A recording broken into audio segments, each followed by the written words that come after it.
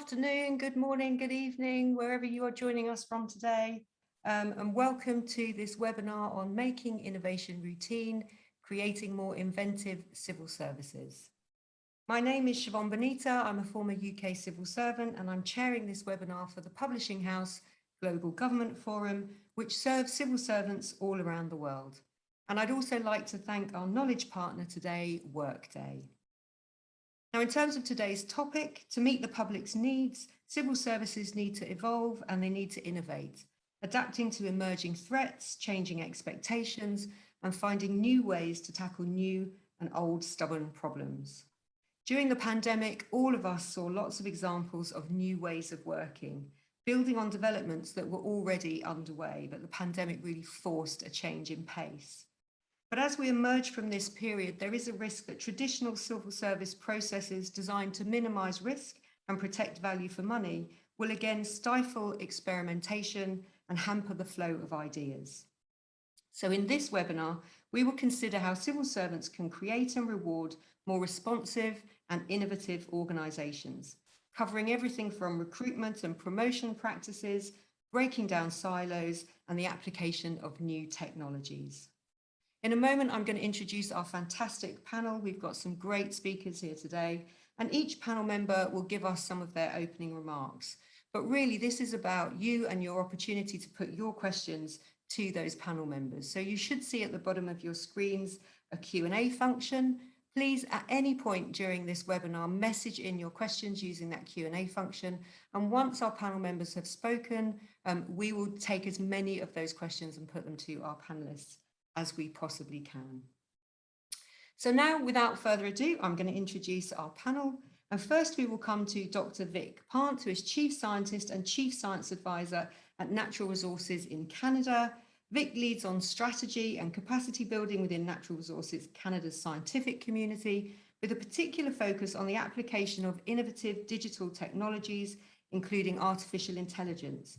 He works with counterparts across organisations to ensure that the management of federal policy and research activities support and align with Government of Canada's priorities. Now, as you may know, there's an election going on in Canada at the moment, so we're really delighted that Vic was still able to come and be on the panel today, but unfortunately he might not be able to stay for the Q&A. But if you do have any specific questions for Vic or for the Canadian context, then still message them in, and we'll make sure that either some of our other panel members might be able to answer them, or we will ask Vic and his team to answer them after the panel behind the scenes. Then we will hear from Susan Ackland-Hood, who is the Permanent Secretary of the Department for Education here in the United Kingdom. Really delighted that Susan can join us today, because there's lots going on in education at the moment here in the UK. Prior to her taking on the role in 2020, Susan was Chief Executive of Her Majesty's Courts and Tribunals Service, and before that held senior positions at HM Treasury, Number 10, the Home Office, the London Borough of Tower Hamlets. So with such a wealth of experience across departments and in local government, Susan is brilliantly placed to give us her insights into innovation across the civil service. And then we will hear from Oliver McKenna, who is Chief Technology Officer for Europe, Middle East and Africa at our knowledge partner Workday. And before joining Workday in 2019, Oliver led teams in a number of leading HR and finance organisations, focusing on product development and improving customer experience. Oliver also set up a software company which created cloud solutions for payroll and compliance, a company that is now used by 600 of the world's premier stock trading organisation and is positioned at number 1 in the market. And then last but definitely not least, we will hear from Vesa Leponen, who is the Chief Information Officer at the Ministry of Finance in Finland, and he's previously worked in senior positions at the Ministry of Economic Affairs and Employment in Finland. His work covers strategy and the development of the digitalisation of government services. And during the pandemic in particular, he's focused on the way digital technologies can improve not just customer-centred public services, but also the government's own internal and staff processes as well. So I'm sure you'll agree that we really do have a stellar panel there today. Please do, as I say, take this opportunity to message in your questions. And now I'm going to ask Vic to kick us off with his presentation. Over to you, Vic. Thank you very much, Siobhan, for a very gracious welcome. And also thank you to Maria and Kevin and George and Brent and the entire Kevin Cunnington, the entire GGF family for putting these webinars together. I find that as an attendee and also as a participant, there's a lot of knowledge sharing and a lot of opportunities for collaborative professional networking. So thank you to all of you for bringing us together. So today I'm going to talk about the notion of innovation. That's after all the focus of today's presentation, today's meeting. But I'm going to sort of talk about it at a slightly meta level, is using innovation to drive more innovation. Next slide, please. So within the Office of the Chief Scientist in Natural Resources Canada, we have what's called the Digital Accelerator. And the Digital Accelerator is an advanced technology launch pad where we build pilots and prototypes and proof of concepts to explore and to experiment with creative applications of innovative digital technologies, including artificial intelligence and data science, to really help our department, our ministry to meet its priorities and plans to fulfill its mission and mandate. Next slide, please. So one of the things that we look at as a strategic objective is innovation. After all, that's why we're here today. We're talking about the importance of innovation and to have a more inventive civil service. But something that researchers and scholars who have studied organizational innovation have been talking about for quite some time, this is not new, Thomas Davenport and Jeffrey Pfeffer and others, is that when you want to think about innovation in today's networked economy, you have to think about collaboration, because a strong collaboration serves as the foundation for effective and efficient innovation. And these are just some recent news stories that talk about the subject, but this is kind of our motivation for us to look at the application of AI and data science to understand the collaboration constellation, what I like to call the collaboration ecosystem within and across our department, to understand where there can be some synergies and where there can be some complementarities leading to better innovation. Next slide, please. Now, the traditional view of the enterprise, and this has been around since the 40s and the 50s, you know, when the post-war, post-Second World War, the business schools were sort of new, and a lot of the economists were thinking about organizational forms and organizational structures. So this is the hierarchical form of the organization, and more so in other places. In the public service, typically we do have such structures which pretty much are which represent the way that our organizations function. So work is divided and distributed hierarchically along the structure of the organization. Tasks are delegated downwards, typically reports and results are typically communicated upwards. The aggregation and consolidation of work happens at progressively higher levels in the hierarchy. And so collaboration is something that is directed, it's something that is intentional, and it's something that is designed a priori. And so the assumption here is that collaboration workflows typically reflect this hierarchical organizational structure. Next slide, please. But what researchers, including Andrew McAfee, Eric Brynjolfsson, folks who have studied this collaboration in the modern enterprise context for quite some time, Jeffrey Cotter, etc., John Cotter, etc., have said that really it's not so much structure that drives collaboration, ergo facilitates innovation, but really it's these networks. And so staff members within organizations self-organize into these communities of practice that are based on mutual interests and shared objectives. So knowledge work in an organization is then performed across these networks of communities of practice. So think about networks of networks. Each community of practice is a network of knowledge and of resources, but then there's networks and networks connected together by these so-called boundary spanners. And what happens is that these knowledge networks emerge, evolve, and extinguish autonomously, organically. And the way that these are structured and the way that they are manifested in the real world is assignment and reporting flow organically across and between these knowledge networks. And seeing the scope for a market opportunity, it's unsurprising that a lot of software vendors have now started offering collaboration platforms. You'll be familiar with Slack, you'll be familiar with Asana, you'll be familiar with Microsoft Teams. There's lots of software vendors. Google has solutions in the space that foster knowledge networks by facilitating communications, interactions, transactions within and across these communities of practice. So you might say, okay, well, what does data science and artificial intelligence have to do with this in terms of building a more effective and efficient collaboration ecosystem, which leads to better innovation outcomes? Next slide, please. So this is where we enter the world of advanced analytics for knowledge network analysis. So in working with our partners in the high technology industry, in the software industry, and with our own data scientists, what we're doing is, remember, when you have cloud applications such as Microsoft Teams and Slack and Asana and these kinds of other web-based, cloud-based collaboration platforms, they are tracking interactions down to the most fine-tuned level. So if I send a message to Siobhan, Siobhan sends a message back to me, everything is tracked in their databases. So with the right kind of partnership as a government department with these cloud service providers, what we can do is have access to those data sets in a privacy preserving way so that we can really what's called graph mine those webs of social knowledge and networks of collaboration. So for instance, one of the things you can do is apply natural language processing technologies to interpret subjects and topics which are sort of bubbling up and percolating in these self-forming communities of practice and networks of collaboration. You can detect sentiment and tonality using natural language processing. You can use clustering techniques, and then you can manually annotate those clusters to assign priority and significance. For instance, we see that there's a group of conversations going on about climate change. There's a group of conversations happening about poverty reduction and some other kind of social policy, things like that. So we can manually annotate them and also ascribe to them outcomes and impacts. And then with that historical data set now properly annotated, we can train machine learning models on them and use them for two very interesting types of analyses. One is what's called in the data science world discriminative analysis, where we can use them for classification. We can look at how historically various networks of knowledge have, as I mentioned, emerged, evolved, and extinguished themselves.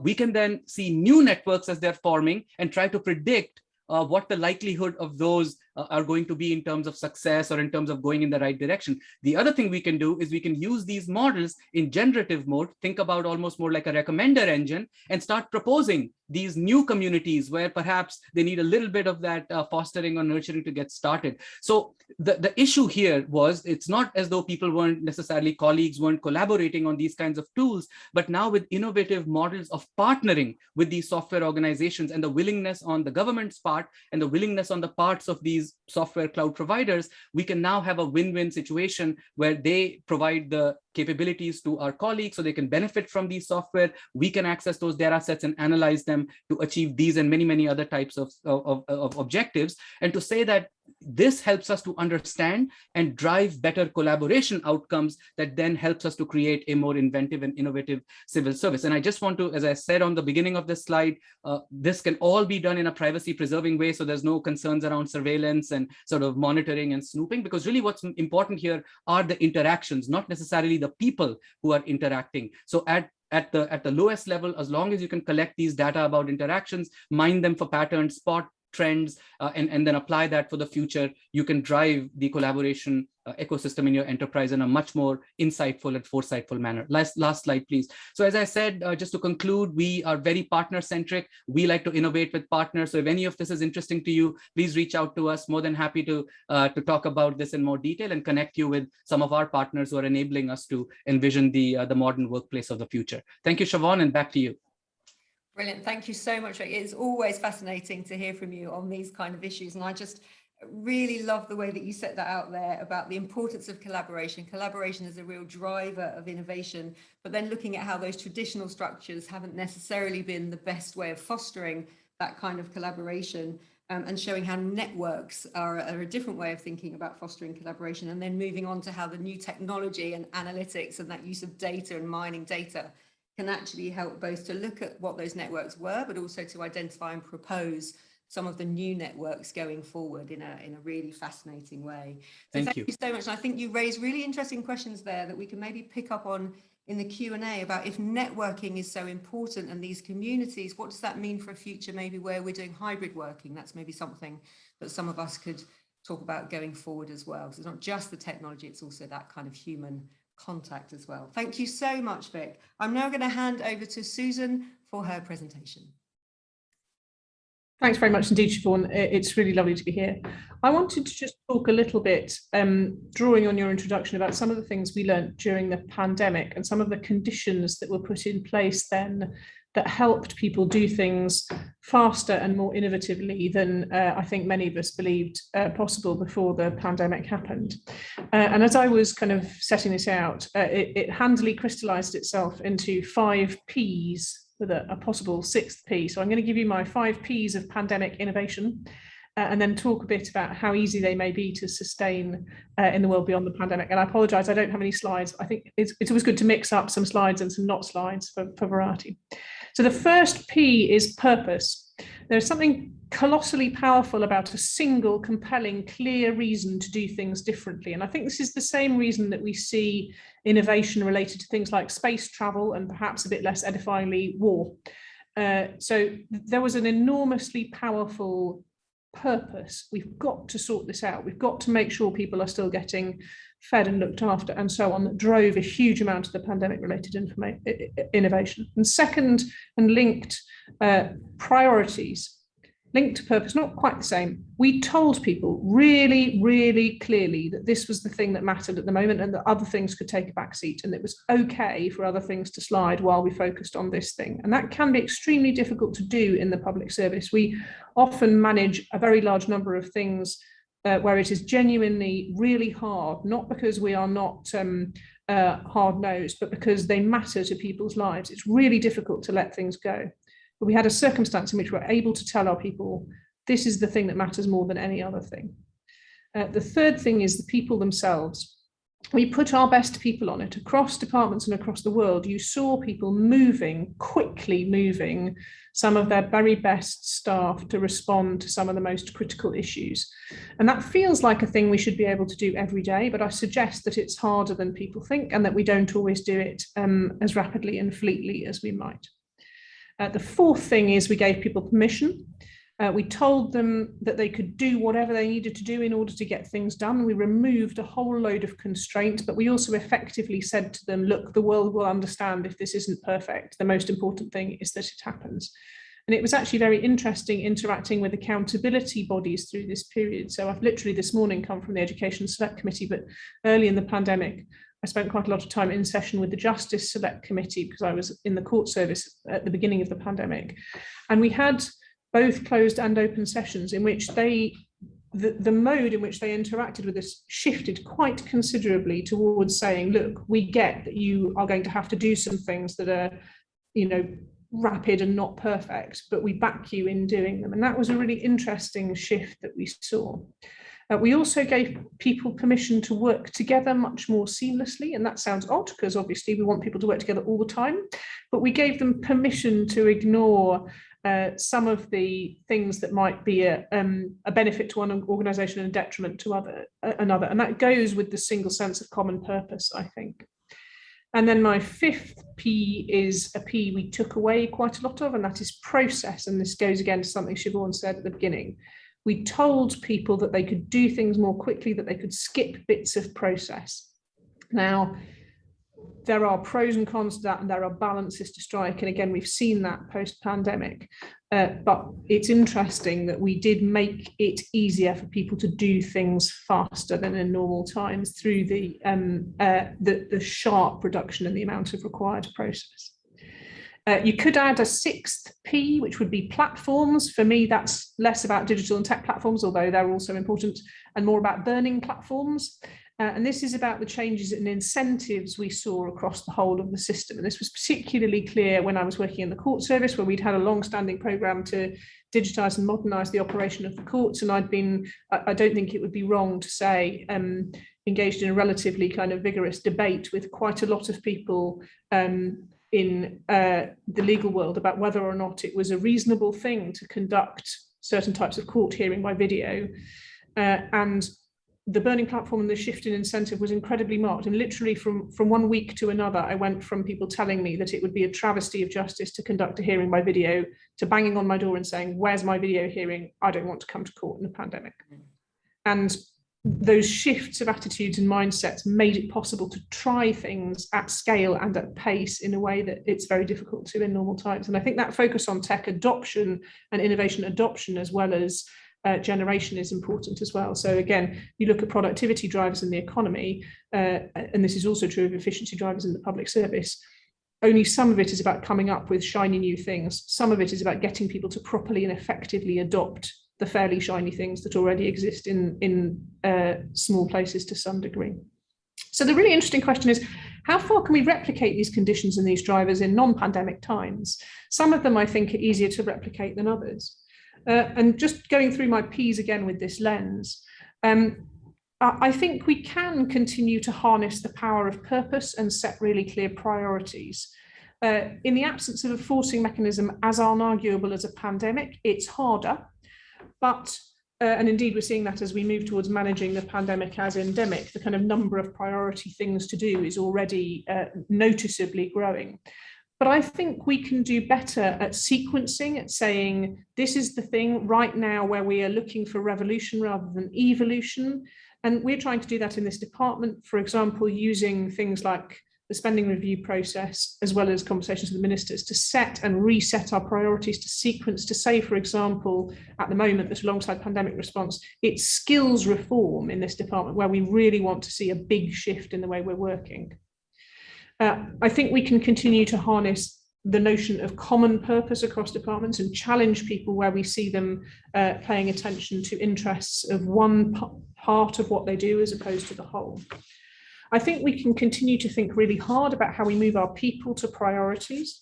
And again, that's a program that we've got going on in this department, partly as a response to the pandemic and partly as a response to what we see in normal times, to be honest, which is about how we move people more fleetly to the things that need the most, but also how we upskill. So the other thing we saw is that our supply of people who can think as rapidly and creatively about new challenges that the pandemic demanded was constrained. We had lots of places where we were wanting to put a limited supply of people who had a particular set of skills. So we're also looking at how you develop more people with those skills who can be deployed to those places. I think we can keep giving people permission. Others have talked, and I'm sure we'll further talk about risk. I think there's absolutely a role for leaders here in consistently asking the types of questions that invite innovation, creativity and challenge, and in offering air cover when people take chances. I think ministers actually often want innovative thinking, but they're also conscious that in many ways they publicly carry the can for things that go wrong. And I think there are ways of working with ministers to help generate safe space for innovation and to help them frame the way that they're promising things to the public that allows for and understands some of the risks that are inherent in new kinds of activity. I think there's something about continuing to play that kind of process tug of war. All of us will have lived through moments of processes growing as people think of safeguards that need to be put in place and then being stripped back as people notice that the processes have got a bit out of control and are restraining people from doing things they need to be able to do. And I think actually the fight is creative in a peculiar way, but keeping on asking yourself, not just do I understand why this process exists? It's possible to have lots of processes that have good reasons behind them, but is it proportionate? And when you add it all up together, is it sensible? And what's it getting in the way of? And how much do I care about the thing it's getting in the way of, as opposed to the thing that it's protecting me from? And I think being in the forefront of that kind of constant set of questions is really critical. And then finally, I think we can keep on looking for the burning platforms, the places where views are shifting or there's a window of opportunity. As I say, many of the biggest ideas aren't necessarily wholly new. They're often waiting for the world to be ready. And I think seeing the moment is a big bit of how we drive innovation in the public services. We're trying to use the pandemic to change the scale of individual tutoring in the school system in England, because there's been an evidence base around that for many years, but we see a moment now where we think we can really allow that to take root. And for example, some of the real challenges we've had around qualifications and assessment are leading to a different kind of debate around post-qualification admission to universities, which again is not a new idea, but it's quite a good one. And it might be an idea whose moment has come.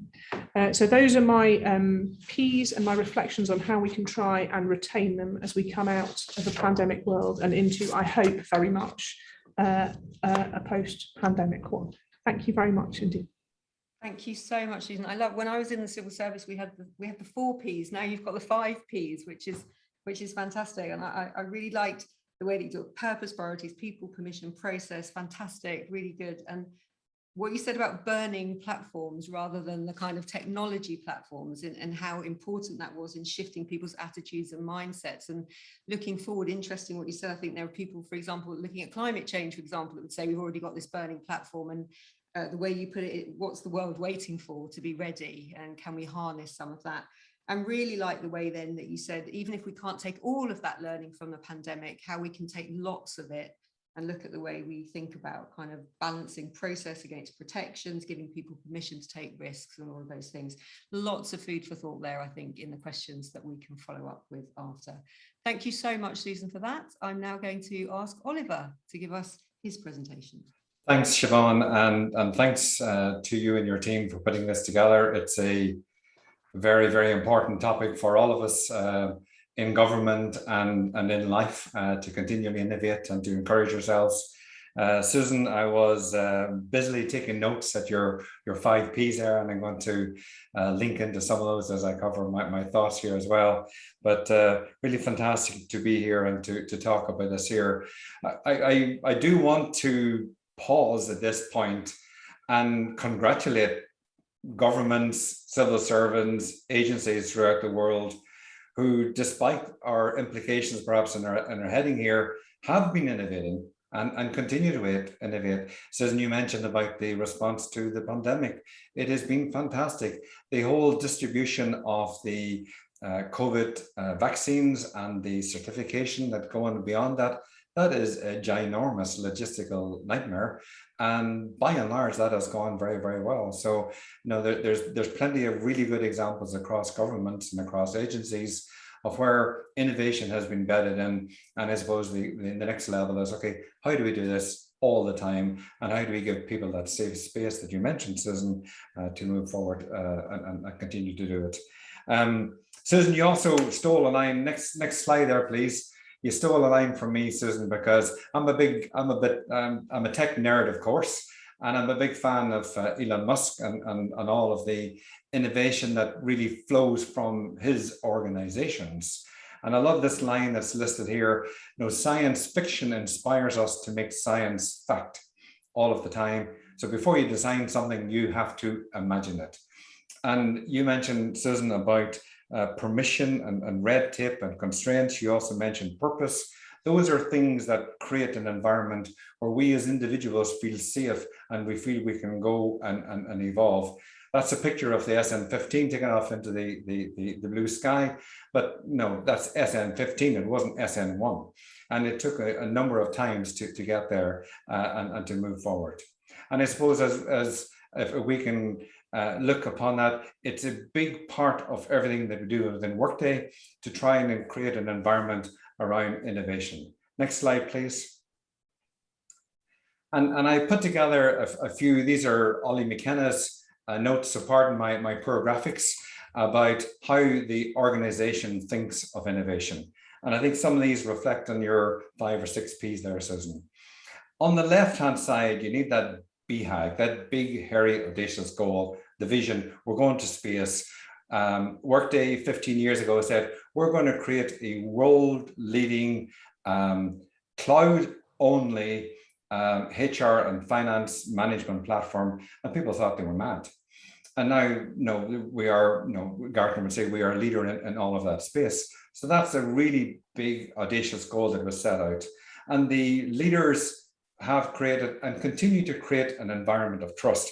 It's sort of similar to where you were going around the permission space, Susan, you mentioned about that, but creating an environment where people can get that safe space to experiment, to create something new, to push the boundaries. Elon Musk appears to be really, really good at that. And how do we become small Elon Musks? Jumping from trust and jumping into the circles, culture is really a lot of what we're probably talking about here.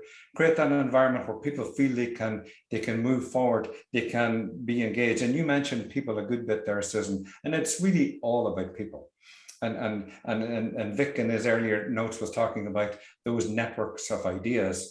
How do we create an environment where people can bring forward their ideas, get space to develop those ideas, and have the interest and the engagement and the motivation and the ambition to bring those ideas forward? That's really, really important part of the environment within which we create in government or in any part of our lives. Then the finance team, they talk about expanding the ROI. So if you go at it with money and money only, you sort of narrow your scope, but you often look at the financial benefits, of course, but what are the benefits or what are the risks if we don't do this? If we do nothing, if we stand still, what happens? And so it's really important to look at innovation, with actions and with inaction. Then, the way to execute is, the way you walk a marathon is sort of one step at a time. And so it's small, agile teams working in that connected architecture. I'm going to talk about architecture later on, but working together to create that common vision and that common goal. I met with a car company there this morning who are creating the next generation of car, and they're using small agile teams to create components that fit together to work to create the next version of the car. And in government, if you look at all of the things that we're doing to provide the government of tomorrow, there is huge opportunity for small agile teams to provide useful components that we all can lean upon to provide that service. And you know, Vic mentioned a good bit in his presentation about data, but a lot is about data. Making data sing is a phrase that I would use. And how do we make the data sing? And Workday as a platform is a rich platform for data, and bring that data forward in a way that people can grab it and do something with it. Next slide, please. Thanks, Maria. And so how to do innovation is the name of this slide here, but it's sort of it's back to how do we make this consistent and reinforcing. Well, one thing that really helped me as a leader, it was partnering. So before I joined Workday, and I worked in the insurance industry, I found there was great ideas out there. And sometimes we are a little bit closed. We are a little bit closed-minded about what we can do. Partnering really helps change the horizon and the expectations of you as an individual, of your team, of your organization. And I find it a really valuable way. And of course, Workday would love to partner with all the government agencies to move things forward.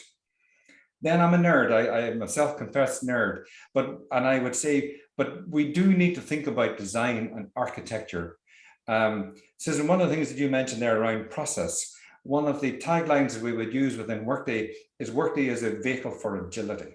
Allows organizations to respond, to change, to dynamically move forward. And you only get that with good architecture. So architecture matters. And architecture also spits out the data. Really good architecture gives you actionable insights to different parts of your ecosystem, to where people are at, where processes are at.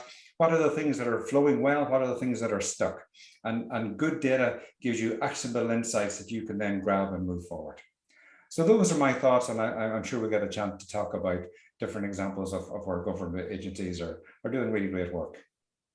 Siobhan, back to you. Fantastic. Thank you so much, Oliver. I love what you say there about it's all about people, because ultimately it is about people and how open people are to doing some of these things. And what you said there about how you help to foster kind of agile teams. Love the phrase, make data sing, but also then alongside that, you say, you know, you need as much emphasis to go on the design as you do on the data, and all of those things have to come together to create this environment that's conducive to innovation. So thank you so much. And I'm sure people will have questions about kind of how Workday work with organizations as well, and some of the programs they've been responsible for. Thank you so much, Oliver. And last but definitely not least, I'm going to ask Vesa to give us his presentation. Over to you, Vesa. Thank you. Very nice to be here. My name is Vesa Lipponen. I'm from the Ministry of Finance in Finland. And although I'm a CEO, I'm not mainly IT person. We do a lot of steering, and we try to create an environment that can create innovation in our government and other offices, and we do a lot of steering. We got 8 offices under our steering, like tax office, central IT office, Valtari, customs, statistics, Finland, state treasury. So this is the place where usually the innovation or the need to innovate happens, somewhere where there are customers. We are not really that into customer orientated organization in the ministry, but we are trying to enable those innovations, and at least try not to inhibit everything, and try to make it possible. I have on the next slide a perfect formula for innovation. Feel free to copy. No, actually, this is just an example of how it goes. But copying is something we should really do more in public sector, we don't have to necessarily to come up with the greatest ideas, or at least not the greatest technology. We can adopt things, and it's more effective. Like there was in Susan's speak that we took video conferences and other stuff applied during the pandemic. And this is something that is very important. Before the pandemic, it was like, this is impossible. And now everything is possible. Everything can be done remote, or at least almost everything. But there are a few things that are still hard, like failure. Failure is not easy for government. If we got a task from our politicians, it's not usually something that it's done like it's okay to fail. Usually it's not an option. But there are fields that you can actually fail, and you should have to make it possible so that the failing isn't the failing of the whole program. It's more to do with the piloting. And then there is an issue about the trust. How much trust, how much control? Very hard to adjust. There must be trust. Always, I must trust somebody else than myself. Do I trust my unit? Do I trust my office? Do I trust other ministries, or God forbid, other organizations like in the private sector? Very hard. And this is something we should do.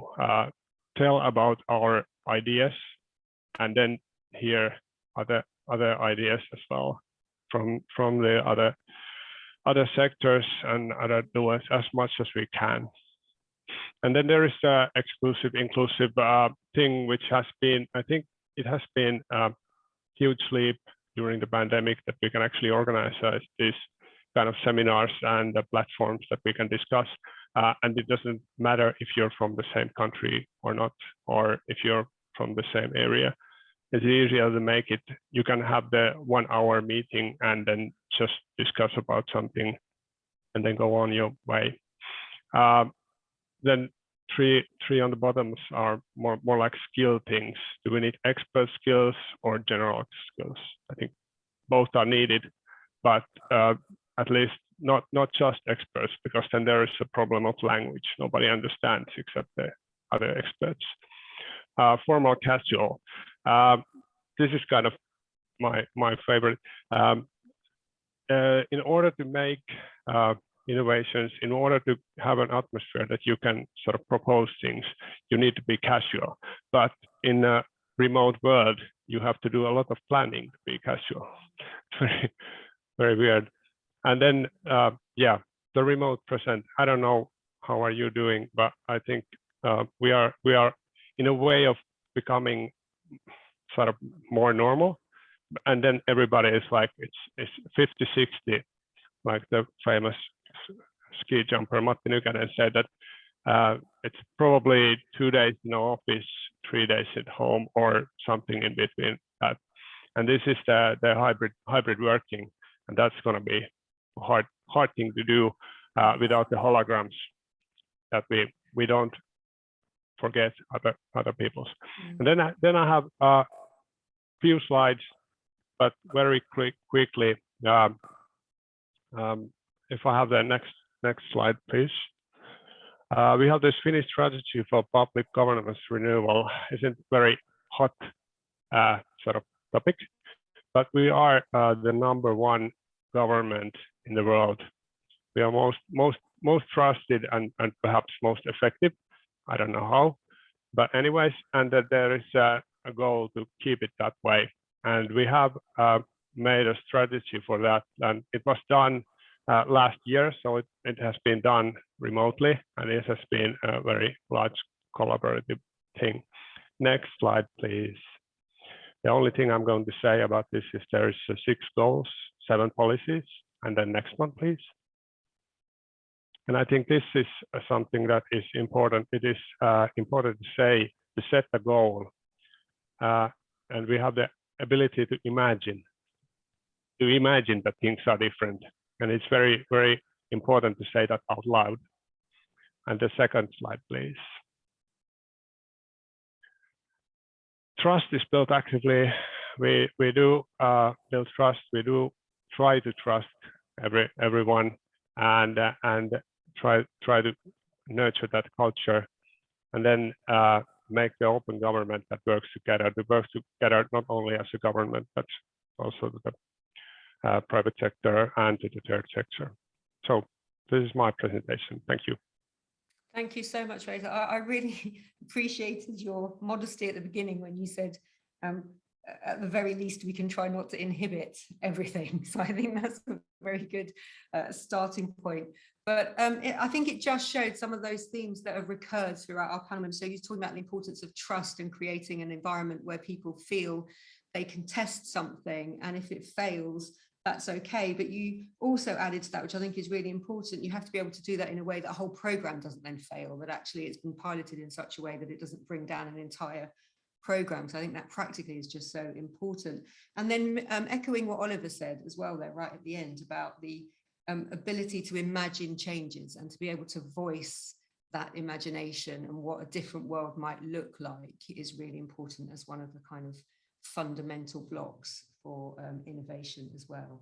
So thank you so much to all of our fantastic panel members for their opening remarks there. We've got quite a few questions coming in already, and I do want to pick up, I think, that issue of trust as just my first kind of opening question before I go to questions from the audience. But with the reality for civil servants, you know, you've all spoken about how important it is that people can try out new things and feel like they are not going to be punished if something doesn't work correctly.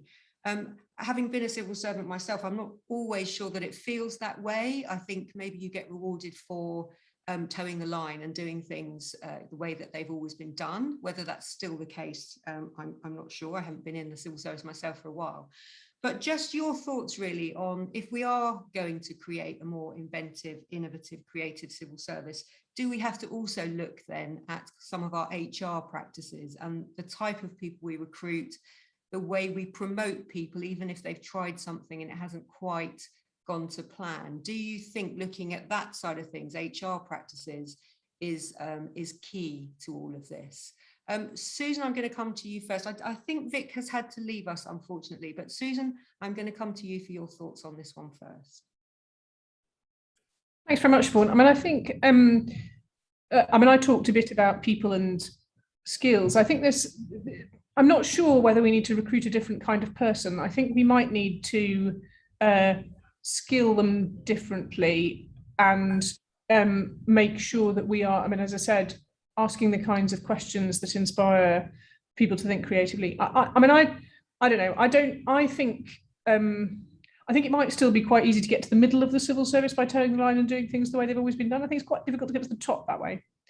But I do think there's something there about thinking about our incentives. But for me, it's about skills and context. And I thought some of those things about kind of network structures and how you create communities of practice was interesting, and how you fit that with accountability and people knowing what their job is one of the kind of enduring challenges, I think, of leadership in the public service. I'm going to have to edit this remark for language because it was passed on by somebody. I worked with somebody when I was in the number 10 policy unit, who said that he had a sort of, late night conversation with somebody who ran large factories, who said to him, "You don't know you're born in the civil service because you get all these people coming in, all these people through the fast track, they're like lions and they come through your door, all these kind of young lions. I run a factory, I just get donkeys, loads of donkeys, and I spend years and years and years and years training and skilling my donkeys, and a few of them turn into lions, and that's how I get my kind of leaders. And in the civil service, you hoover in all of these lions and you turn them into, insert expletive, donkeys. Because you ask them to kind of toe the line and follow process, and I don't think that's completely true. I mean, by the way, I think it is true that we recruit lots of lions. I think we are an attractive place to work because of the purpose we serve, because of the things we do, because of the huge privilege we have of serving the public every day. And I think that many of our lions stay lions, but there was just enough truth in that for it to make you really stop and think, well, what are the things we do that help a lion stay a lion, that encourage keep asking provocative, difficult, challenging questions of each other and asking where the next step comes from.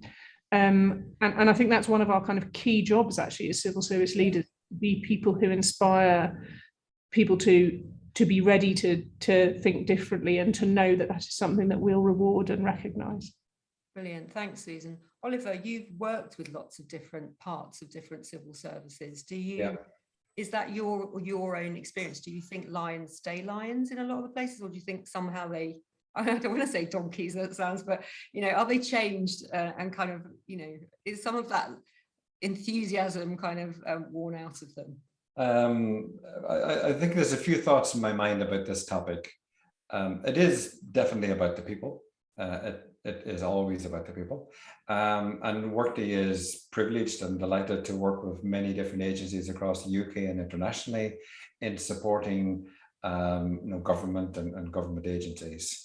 And I look at what some organizations are doing, and there is most certainly leadership being shown to engage with Workday or to engage with other partners and to really challenge themselves and to be an example or a leader within government about how to digitally transform and to move the services forward.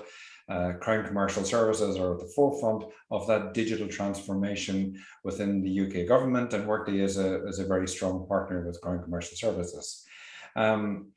When I think about it, I suppose there's two or three thoughts about the sort of the lions and donkey side of it. I think, Susan, that remark might come back to bite you. But it is one of the things that I'm not a HR leader, I'm a techie guy, but it's all about people and trying to create an environment where people will work with you and give their best. And how do you do that? Within Workday, we put a lot of focus on creating an environment where people have got space and room and agility to do the job we need to do. So turn down the volume and red tape, create a bit of space. That might be hard, and Susan, you mentioned that earlier, that might be difficult. But you also want to encourage that engagement, talk to people, provide that environment. Everybody, we all want to develop our careers, to be recognized, to get the opportunity to give our best. Every Friday we get a survey from Workday. Have you had the opportunity to do your best? Is a recurring question in that. And that's a great way for managers to engage with their staff based on that answer. Yeah, I have, or no, I haven't. Well, if you haven't, why not? What can we do to free up that there? And I think you will create elbow room on an individual by individual basis, which will ultimately create more momentum around innovation and change within the organization. That's certainly some thoughts I have on that one. Thanks. Beza, do you see yourself as an organization in Finland that regularly asks civil servants whether they've had the opportunity to do their best? Do you think that's something that happens? Well, yeah, I could relate to Susan saying that we have a lot of people that are very, very skilled and sort of do this work with their hearts. And I think that hasn't changed really over time. But the way you can work nowadays is different, and there is more room for doing things differently. But I would say that this isn't a startup still. So you can't just expect that when you come up with one idea that it's going to be implemented right away. It takes time. So the one thing you need is patience, and then you have the other elements that you need, and the willingness to also to listen is very, very important. And I think well, basically, as a nation, we have a problem of appreciating what we got and sort of saying thank you and rewarding people. But I think we also are more subtle in that way. That well, there is a saying in our department and practically in all public sector that when you do your job good, you get more jobs to do. Yeah. This is very, very rewarding system. But basically, yeah, there is a lot of appreciation, and there is like Susan said, there is a drive also to come to work with us. Yeah. Yeah, thanks everybody. I want to take two questions together because I think they're related. So we had one question sent in advance, and that was from Robert Bowden in Canada. And Robert was saying that civil servants already have lots to do. They have to do their day-to-day jobs. They are already kind of reviewing and updating out-of-date laws and regulations, and now asking them to be innovative and keep up with technical innovations and new kind of ways of working might just be too much. So, you know, stretched resources, stretched people. And I want to add to that a question from Michael Avery, who says, I understand there's a lot of excitement and commitment for innovation, but how do we, at leadership levels, but how do we motivate people at all levels to innovate, especially where they might already be in busy jobs? So this idea of people already being busy, and how do you motivate them? What's the incentive for them to innovate? Oliver, I'm going to start with you first on this one. Yeah, I suppose my answer is maybe a little bit too simplistic, but it's what many people want to do. We are often, as leaders, guilty of not listening. As I mentioned, listening to people. We're often guilty of not listening to the good ideas that are on our doorstep. We think faraway fields are green, and we're missing an opportunities here. But we do need to provide a team environment, maybe is the right word, where people can bring forward their ideas and get an acknowledgement or a reward or a boost or a something for that opportunity. I think we all pretty much like to do it. Whether you're a farmer or a fireman, you're thinking all the time about how to develop and be better at your career. And the same is true for all of the people on this call. So we as individuals, I certainly like to talk to my boss about my job and how I can do my job better. And I think that is the truth for all of us on this call. So how do you create that environment where you make that space? I know Google do a sort of a 20% rule where they sort of talk about 20% of your life should be around innovation. We don't do anything that formal in the organization, but we're all the time listening to and rattling the can for good ideas as to how we change things that are sitting in front of us that we don't necessarily think about. And then, so from a government or from a government agency perspective, it's probably doing more of that. And it's maybe using the platforms to encourage people to come forward with their ideas and to link that to their career, to their performance, to their success. We run this thing called gigs within the Workday platform. And gigs is sort of you put out, so say I wanted to do something around a technology project. I can put up a gig in Workday and people will bid on participating in that gig. And I think that's fantastic. That really encourages people to step forward and grab a hold of that opportunity. That sort of idea would be valuable. Great, thanks, Oliver. Liza, is there anything there you recognise from Finland in the way that you kind of incentivise and motivate busy people to be more innovative? Well, yeah, and I think all this is true, that you have to motivate people, but then there is lots of or actually you can't motivate people. You can create an environment where people get motivated. But basically, my idea is that you make the innovation as fun as possible, and then work as a shield. As if there is a failure, the leadership should take the sort of the major impact, not the people who are actually trying to do their job. And I think this is important because we have controversial experiments where we're doing sort of great things about like these new platforms.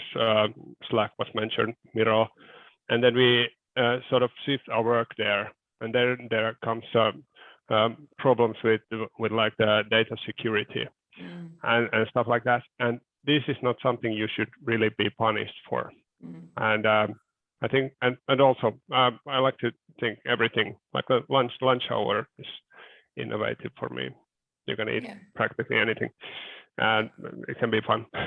Yeah. So making it fun, don't punish people if some of them end up having a few issues on the side. I think somebody did mention trust issues around using platforms like Slack on the Q&A as well. Susan, do you think in the UK we kind of incentivize people enough? Do we make it fun enough for people to try new things? I think, I mean, just going back to the sort of original question, I do think my experience has been much more that people want to be innovative and creative, and your job is to kind of unleash that, and also to make occasions when people can do it collaboratively. Because I think I like Teresa's point about, it's not a startup. Some of the things we do are large and complex and have many moving parts, and so you've got to, you have to have some of the kind of structures and accountabilities, and that means you have to create innovation occasions where people can come together and think differently. So one of the things we've done recently in the department is a piece of futures thinking work, where we've essentially run a set of workshops and invited people to come and think about the future of the education system, what that might mean for their bit of the world. And that's not because we don't think people are capable of having their thoughts on their own. It's because you give permission, you give time, but also you give collaborative space for people to talk about it together and about what the implications would be for the systems and the structures. But I very rarely felt as though my job is to sort of force reluctant people to innovate. It's been much more about taking people who are keen to innovate and helping to make good opportunities and good pathways for it. And the final thing I'd say is I absolutely recognise the point about people feeling busy. I think over the last 18 months, people have worked extraordinarily hard. But I would say that quite often lazy people make good innovators. It's always a sort of known truth about mathematicians, that lazy people make good mathematicians, because they seek the kind of the shortcut that turns out to be a kind of a new way of doing things. So I think the thought that innovation is a sort of another layer on top of your job isn't always right. Quite often innovation is the thing that happens when you look at your job and think, God, this way of doing things isn't great, and I could improve it, and it would be faster and easier for me and easier for other people. Yeah. Well, actually, that takes us on nicely to a question that's coming from Eric Darnak, and I'm going to link it to something that Alex Funnell has asked as well. So he asked, how much innovative thought should be attempted, because innovation can be quite inefficient. So who is to say we shouldn't strive to be more efficient with the processes that we already have in place? And I want to link that to what Alex asked, which is, how do you actually give permission and increase trust to innovate when you have, audit organizations, something like the NAO, who do come in and audit failed ideas, so it feels like a failure. So those two things. So should we be focusing more on kind of making the processes that we already have more efficient, especially when resources are tight? Vesa, I'm going to come to you first on your thoughts on that. Well, this is a very, very good question, and I think, basically in public sector, the main source of innovation is simplifying and just making the process easier. But the question about the sort of late on seeing that have all the process been due, that is a tricky one, because there is always when you're doing things the new way fast, there's always the sort of risk of doing something that you shouldn't. And I think innovation is also a thing that doesn't suit every process. You shouldn't do like accountant, very, very innovative, or at least follow the law when you do it. And this is sort of the main idea. Not everything should be done simultaneously. There should be done a few steps. Pilots are good, proof of concepts are good, and then you could come up with the failures a bit before you sort of scale it. Maybe, I don't know, very difficult question. Yeah, really hard question. Well, I'm going to throw that question over to Susan then, the hard question, around should for efficiency reasons alone, should we focus more on existing processes, and how do you tell civil servants it's fine to try new things when you do have to obviously balance that against the NAO coming in and talking about the money that's been spent on failed projects?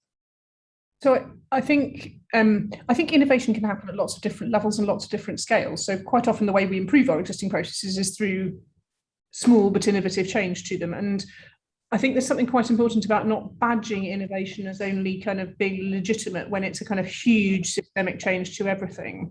And indeed, that's one of the things I think helps to develop innovative and creative mindsets, is the thought that new ideas are legitimate at any scale.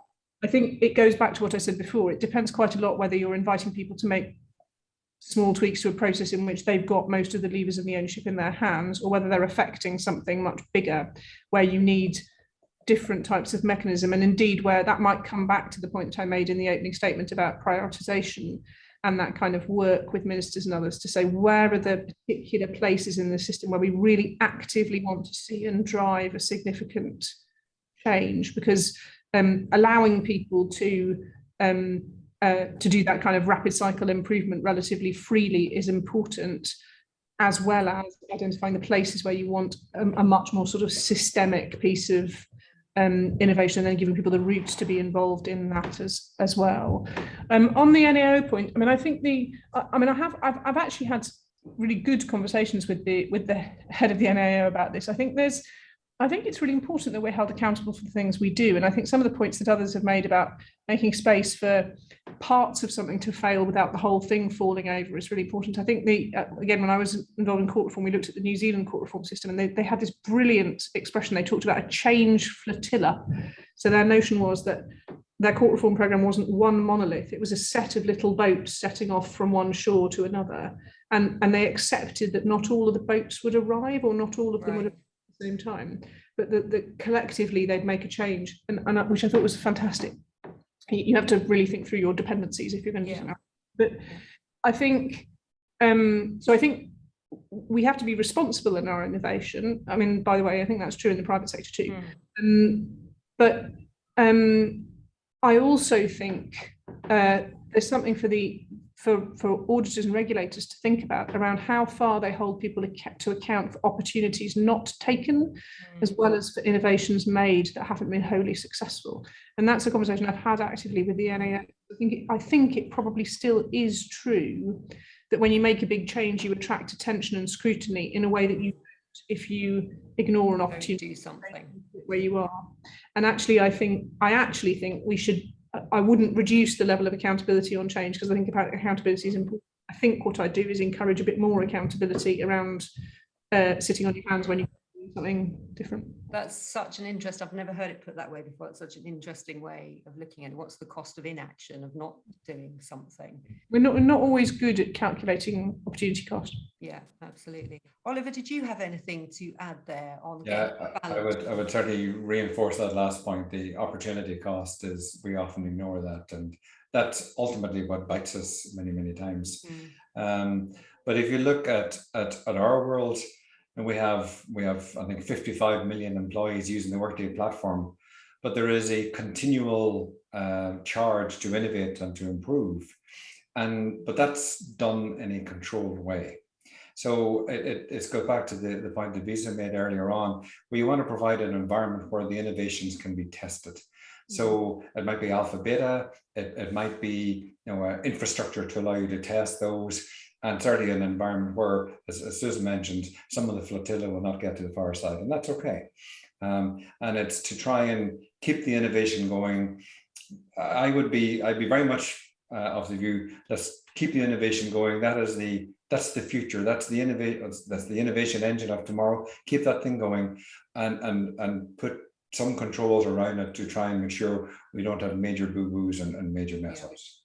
Thank you. I can't believe the time has gone so fast. We've got time for just one more set of questions. So thank you to everyone. If your question hasn't been answered, don't worry. We will make sure it's answered after the webinar. We will get through all of the questions. Before we come to the final questions, just to say, everybody who is listening in the audience, you should have received a questionnaire just asking for some of your feedback. Please, if you can take a couple of minutes just to fill that in, it's really helpful for us here at Global Government Forum to make sure we give you exactly the kind of webinars and focus on the topics that you're interested in. So thank you for that in advance. So my last couple of questions in the couple of minutes we've got left is, we had a question in advance from Rita, who said that innovation around the world is quite fragmented. There's lots of good things going on, but in particular, she was talking about new AI and new technologies around the world, but it's quite fragmented. So how can we get better at sharing some of that good practice? And then I thought that linked nicely to a question that Jeremy King sent in about innovation sometimes is spoken about at the centre of government. So here in the UK, we talk about innovation in Whitehall, but actually civil servants in countries are spread all over the country. They're up and down the country. They're in regional offices and organisations, and not the majority of them don't work at kind of central HQs. So how can we make sure that we capture innovation across our organisations as well? And I think that's about sharing good practice as much. So I'm going to put those two questions to both of you. Oliver, I'm going to come to you first. I think I think the architecture is probably the word that I want to throw out in terms of how you might solve that particular world, that particular. So the fragmented nature of innovation is an asset in many respects. It allows you to go. I think, you know, if you go back to our friend SpaceX at the very beginning, they had lots of teams working on lots of different things who are working together within that common vision to create the future rocket. And as we go through in how we look at government, or how we create a product for our customers, or whatever it might be, if we are able to make sure that we understand how our innovation is slotting into and is lifting that piece of a platform, I think that's to me, that's really a key part of it. And that comes back down to good architecture, so whether it's human architecture or technology architecture, that's fairly key in how you make that happen. Thanks, Oliver. Reza, your thoughts on sharing good practice both across countries and within countries as well? Well, yeah, my question, the answer is also that we should have this one big office, global, and they would do all the innovation. Well, basically not, but yeah, I don't know. It's a sort of idea that you have to sort of put up with the fragmentation, but then there are places that you could actually do the architecture, you could standardize, you could share the ideas, and perhaps one of those things you shouldn't do is lock into one technology and then start doing that. You should look at the process and then look at the similarities, and perhaps after that make choices about the technology or whatnot. And I don't know. I believe you can't centralize like Susan said about those monoliths. I think we have too much of those, that we are trying to combine everything into one huge program and then implement it. We just have to do bit by bit, I think. And maybe more going back to similar to what Vic was saying, kind of organically allow things to grow and see where the connections are as well. Thanks. Yeah. Susan, I'm going to come to you for the final words on this. No pressure. Thank you. I mean, I think sharing practice around the world is fantastic, and events like this are really useful for it. I think we're seeing the development of more and more platforms and mechanisms for doing that. And I think one of the things I talk about in the department, including with our kind of international group, is both push and pull. So that moment when you have a new problem to solve and you ask yourself the question, who else around the world is facing this problem and what do they do? But also having ways of pulling into the department. Did you see this exciting new thing that was happening around the world? It might not be the problem you're thinking you're about to solve, but it might spark an idea for you on something else. And I think trying to kind of have both the push and the pull in your interaction as you look around the world at and indeed across different sectors and experiences, different ways of solving problems, can really help to generate some of that fresh thinking. On the kind of distributed point, I mean, I think distributed innovation, I think DFE has offices across the whole of the country, and HMCTS was an even more distributed organisation, and that was a superpower. You know, I certainly didn't find that people who were outside the centre were less innovative or creative than others. And again, the challenge was about how you created the channels and the mechanics for people's brilliant ideas to be brought into a space where they could have effect. And again, there was a distinction between the things you just encourage people to get on with in changing their kind of daily work, and the things where you wanted to give them a channel for helping to shape thinking about the bigger picture. But I mean, to me, it's I think you know, the more, frankly, diversity drives innovation, diversity in all its forms, and so the more we can be drawing on voices from different places in the organisation, the better. Brilliant. Thank you so much. And I mean, I think one of the things, you know, you've all talked so brilliantly about some of the great things that were done during the pandemic, and how that kind of forced change in kind of people's willingness to try new things, people's ability to do things at pace. And I'd just like to echo to our audience as well, something that Oliver said. So I think our audience is primarily civil servants. So you have all done an amazing job during the pandemic of actually keeping the show on the road, but not just that, but improving the way that those services were delivered to the public. And I think you all deserve huge amounts of credit for that. And thank you so much to our panel members, because it's been so wonderful to hear from all of you, the recognition of the great things that are going on in civil services, the recognition as well as some of those challenges and barriers to kind of keeping that good work going and keeping some of that new ways of working going. But those brilliant ideas already about creating those spaces where innovation can flourish and being open to partnerships and collaboration in order to do that. So thank you all so much for giving us so much of your time, brilliant presentations there and brilliant insights. And just to say to the audience, this webinar has been recorded. We will be sending out a link to that recording so you can share it with colleagues. You can watch it all over again if you felt like you missed certain parts of it. And there will also be an article in the next couple of weeks that summarizes the key points from the webinar as well. So I would just like to end by saying a huge thank you to all of you in the audience, and a massive thanks to all of our panel members and to our knowledge partner Workday today for giving us so much of your time, your expertise. Enjoy the rest of the day wherever you are, and I hope to see you all again very soon on another Global Government Forum website. Thank you, everybody, and have a good day. Thanks so much. Thanks, Siobhan. Well done. Thank you. Thank you.